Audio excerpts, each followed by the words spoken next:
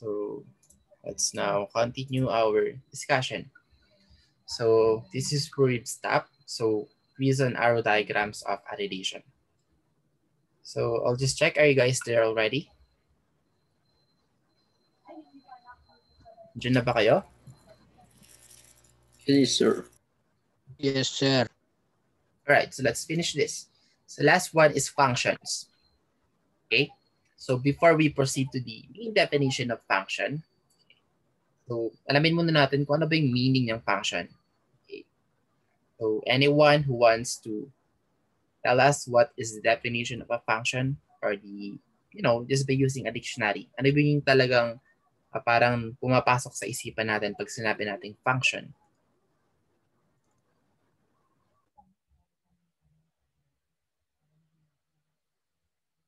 Anyone on any volunteers? Just to, say about the meaning of function.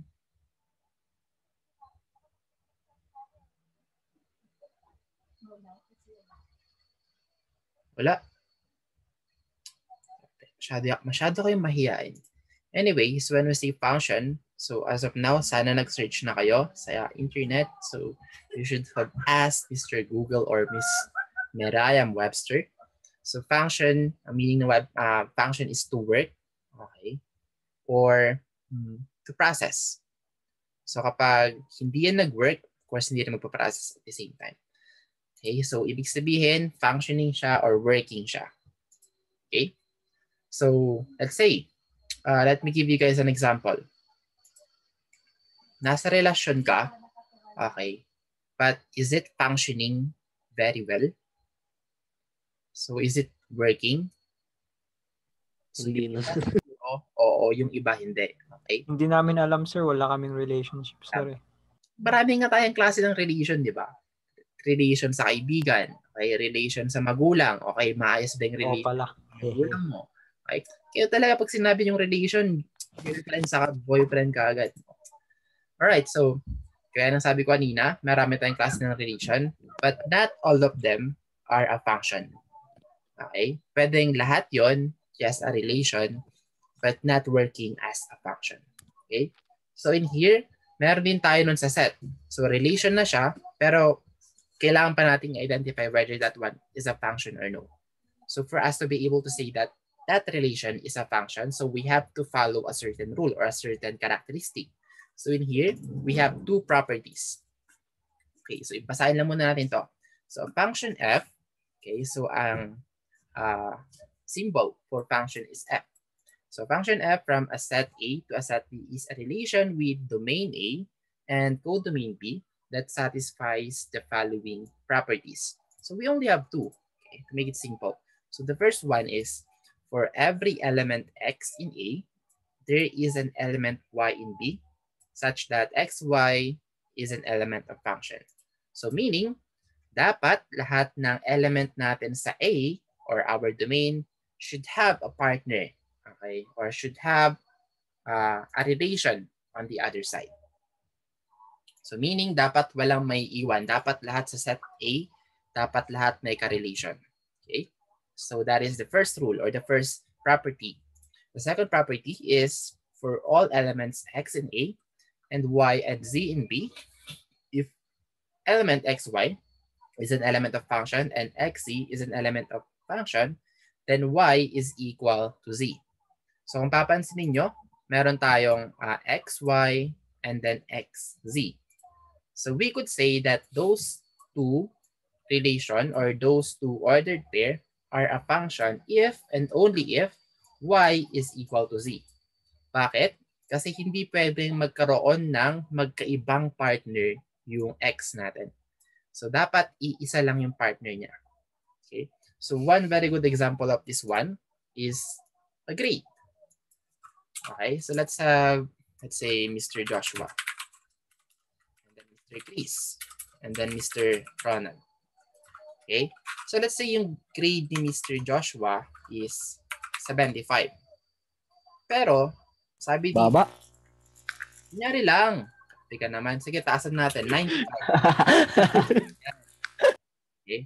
So, Sabi dito, meron tayong x, y, saka xz. So, yung x is si Joshua and then yung y is yung grade na 95. And then, let's say nagkaroon ka pa ng another grade which is 75. Okay, dalawa na yung grade mo. XY which is ito and then XZ which is 75. Joshua and then 75. So this one is not a function anymore. Bakit? Kasi hindi pwedeng dalawa yung grade mo. Okay, hindi na siya working. May mali na doon. Dapat isa lang ang grade mo. So, ibig sabihin dito, yung y mo should be the same with the z. So, pwedeng dapat ito is 75 or dapat ito is 95 or 95. So, dapat iisa lang. Okay, so ganun din kay Mr. Chris. So, dapat iisa lang grade niya. Naging 75 na susulat ko. Nakasanayan ko yata yun. And then yung iba, let's say 90. Okay, dapat tigi-isa lang kayo ng grade. Alright? So, yun yung two properties. Or kung hindi mo masyadong naintindihan to, so we have the revision of those two properties that can be stated less formally. Okay? So first one is every element of A is the first element of an ordered pair. So medyo similar siya dito, wherein in such a way na dapat daw yung first element natin is na dun sa set A or yung domain natin is nasa set A and then yung codomain is yung nasa set B. And then no two distinct ordered pairs in F have the same first element. So take note, ito yung pinaka-importante na property. So no two distinct ordered pairs in F have the same first element. So dapat sa ordered pair or sa function ng ordered pair, dapat isa lang or tigi-isa lang dapat yung partner ng set A natin. Pag may naulit dyan na dalawa, let's say Joshua, tapos 95, tapos Joshua ulit 86, so hindi na yun function. Okay, dapat isa lang yung partner ng set A. Yung set B, okay lang na marami. Okay?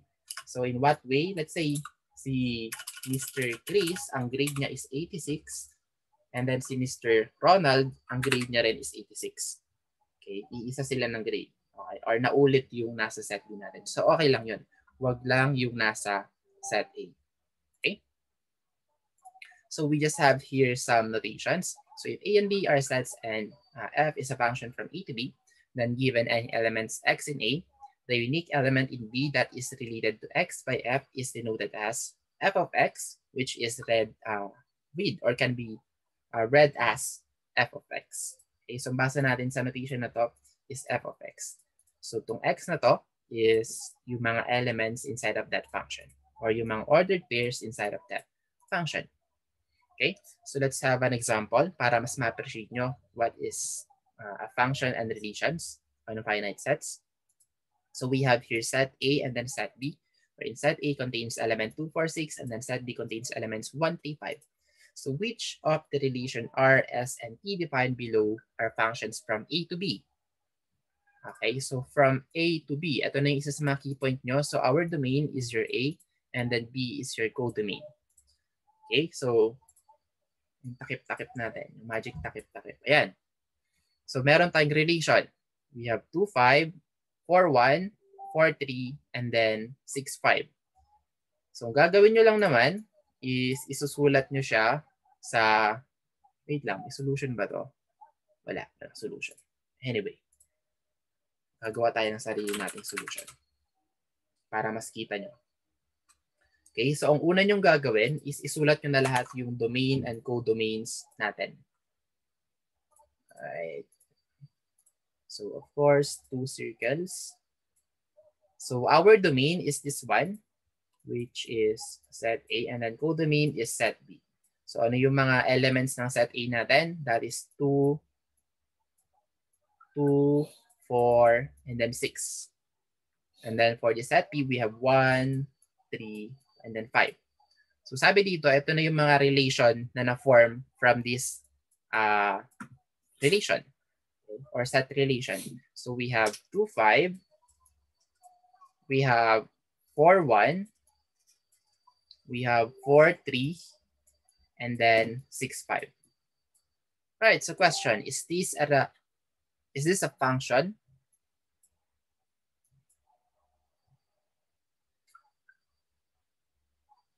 Function ba to? Itong set A to set B natin? Or this relation to this relation? This relation to No, this. sir. Ano yan? Is this a function or no? So, dalawa lang criteria natin. Dapat lahat ng nasa A may partner. Pangalawang criteria, dapat lahat ng nasa A is iisa lang yung partner. Okay? So, is this a function or no? No. So, this is not a function kasi, Sir, no. yes, tama. Kasi yung 4 natin has 2 partner wherein may 4, 1 na nga siya tapos may 4, 3 pa. So, pwede nyo itong ihalin tulad sa mga girlfriend and then boyfriend or asawa. So, dapat isa lang asawa mo. Okay. May pakit talaga ng example na yan. Kasi sa set B, pwedeng tatlo yung asawa ng set B or dalawa. Function pa rin siya. Okay, palitan natin yan. Hindi yung magandang example. Okay, sa grade na lang. Okay. So, eto, itong si 4 na to, dapat isa lang grade niya. Yun na lang. Yun yung pinaka-the best example na masasabi. Okay? So, yung first criteria, yes, napunan niya, which is lahat ng element natin sa set A may partner. Pero yung pangalawang criteria wherein dapat tig-isa lang sila ng partner is hindi. So, this one is not a function. Not a function. Okay? How about the set letter B? Wait lang. So, means that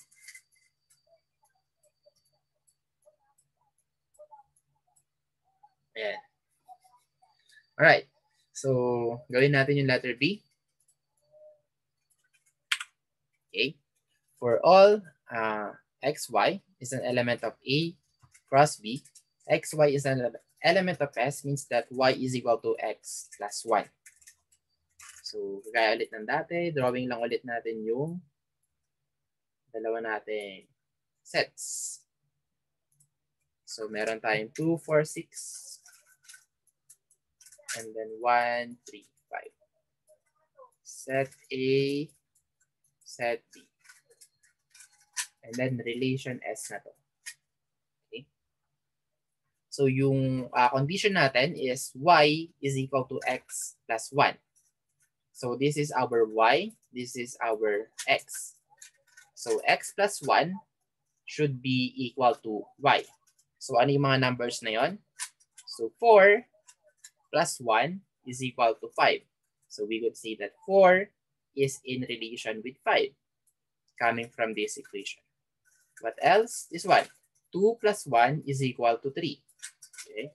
Wherein, this 2 is in relation with 3. Kasi nga, napunan niya naman tong condition na to. What else? Yun lang. So, is this a function? No. No. No, kasi sa Sir, first hindi. property pa lang, merong isang element sa Walang relasyon. partner. Okay? So, sa example natin sa grade, itong student na to is walang grade. Wherein kahit anong mangyari sana is meron siyang grade. So, pwedeng, ano pa ba? Yung officially drop, unofficially drop, meron tayong, of course, mga bagsak, 71, 72, 73, 74, and then yung mga passing score, 75 and above. Okay, so dapat meron siyang grade kahit saan doon. Okay, kahit anong mangyari. Kung di siya pumasok, umpisa pa lang, then it's either unofficially drop or officially drop. Okay, so this one is not a function. Right? So how about the last one? So since nakita nyo na lang din yung sagot, okay, function siya kasi lahat ng nasa set A natin is may partner and then lahat din sila is tigi-isa lang yung partner. And then kahit naulit yung nasa set B, so okay lang yan. Okay? As long as dito walang naulit. Alright? So letter C is a function or T is defined by the arrow diagram. This one is a function. So any question or clarification so far?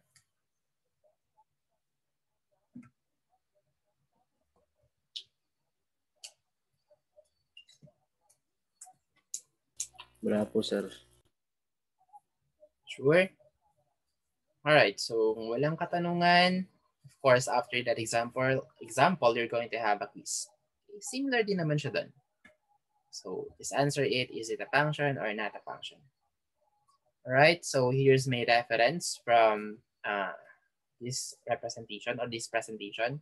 So mostly nanggaling siya dito. So kung gusto niyo pa magbasa more on about sets or type of sets, so you can search this one. All right, so that's it for today. So if you guys have a question or clarification, so feel free to stay. But if you don't have a question anymore, so you may now leave and then have happy weekend or safe weekend. Okay, kasi may parating na bagyo.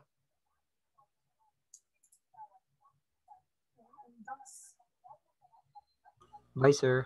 Goodbye. Okay, wait ko ba to? Bye, sir. Thank you. Goodbye.